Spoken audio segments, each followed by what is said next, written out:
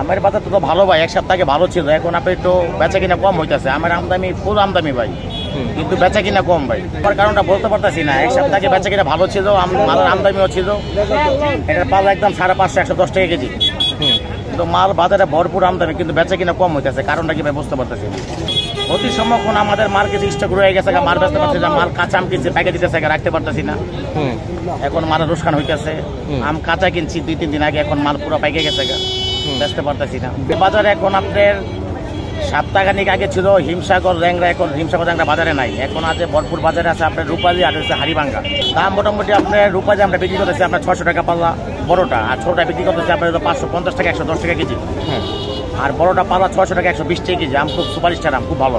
হাড়িভাঙ্গাটা বিক্রি করতেছে আপনার 100 টাকা কেজি, পাল্লা 500 টাকা।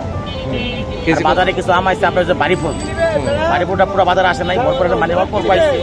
যেরকম ফজলি আমরা কিছু অল্প পাইছে, এগুলো বাজারে কিছু হালকা বিক্রি হতেছে। মানে আপনার হাড়িভাঙ্গা রূপালিটার কারণে আপনার ফজলি আমটা আর আপনার আমরা বাড়িপুর আমরা একটু স্লো হয়েছে।